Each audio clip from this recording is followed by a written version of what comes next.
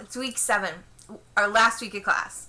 What I hope this class has demonstrated for you guys is that there are creativity and innovation sparks around you all the time and everywhere. You just have to be kind of a radar dish, pulling in the creative feed from the world.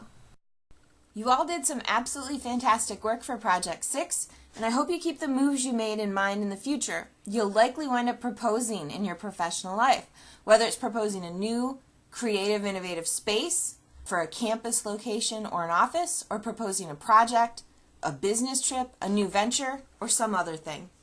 You guys integrated some excellent philosophical claims, like this group, who suggested that the space they're proposing nurtures creativity by offering depth in surroundings, attention to detail, a convenient and calm space, and more. This group smartly drew on the Dorley and Withoft readings to claim that, quote, the form, functionality, and finish of a space reflect the culture, behaviors, and priorities of the people within it. This group smartly introduced their proposal with statistics about collaborative work and spaces.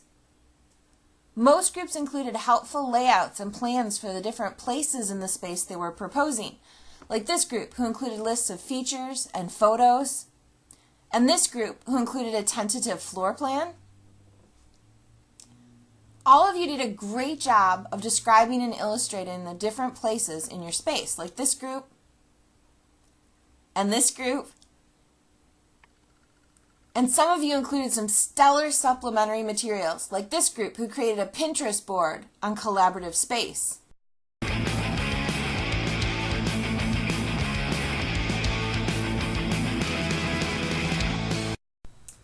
I tried to gather together some capstone-like readings for our last week of class, but instead I gathered readings that I hope will project us into the future and into our creative and innovative futures.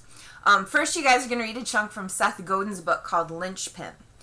In pretty frank terms, Godin tells us about the workplaces of today and tells us about how we can best occupy those workplaces.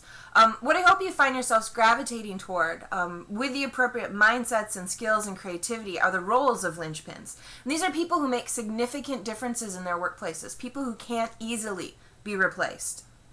We're also going to read a really old piece written in the 1960s called Creativity is Not Enough. The argument was sound decades ago, and it's still sound today. All the creativity in the world won't get you very far. You have to have creativity coupled with action.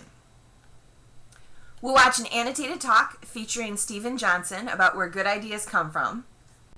Then we'll look at a couple different visualizations of a list of 29 ways to stay creative, along with 40 memorable design quotes visualized, and a collection of really brilliant data visualizations in information graphics. I think information graphics are a stunning example of creativity through technology. We've had pie charts and bar graphs and more for more than 100 years now as a way to visualize data, but today's technology and design thinking coupled with creativity and innovation have created an infographic paradigm, a great way to convey information in visual ways. Finally, we'll look at a set of promos for a series that HBO debuted for their Latino Film Festival. The designs are simple yet brilliant, and if you guys have a chance, spend some time on the site where the images live, Creative Criminals. It's pretty fantastic. Then you guys are going to get to play with a grown-up creativity activity book by Veer. And finally, I posted a ton of found objects from the future from Wired magazine.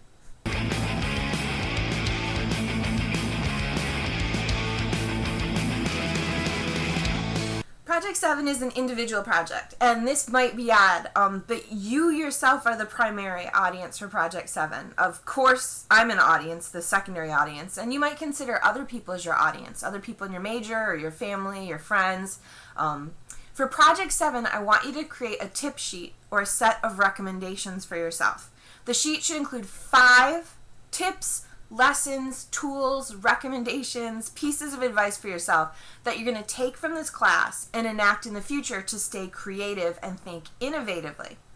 Depending on how you format your tip sheet or what images you include, I'm expecting about 2 pages. Some of the tips might be things you directly learn in this class, like always keep an eye out for creativity sparks. Some of the tips might be things you didn't necessarily learn in this class, but that you think are really important, like always surround yourself with creative things. These tips can be very small or they can be absolutely huge. For each, though, I don't just want a tip. I want to see a bit of description, illustration, and explanation. So for the sample 2 above, for instance, always keep an eye out for creativity sparks. I'd want to see a definition of what you mean by creativity sparks, and then I want to see a couple of examples. For the second example, always surround yourself with creative things.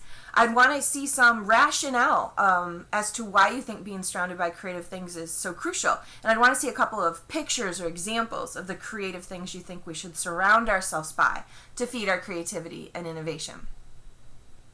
Project 7 should both allow you to reflect, to think back and look back on what we've done, explored, and created over the past 6 weeks, and it should allow you to think forward, to think about how you're going to maintain your creativity and your innovative energy into the future. The best tip sheets will include specific examples from and quotes from this class, from our activities and our readings. Happy reflecting, happy recommending, happy creating.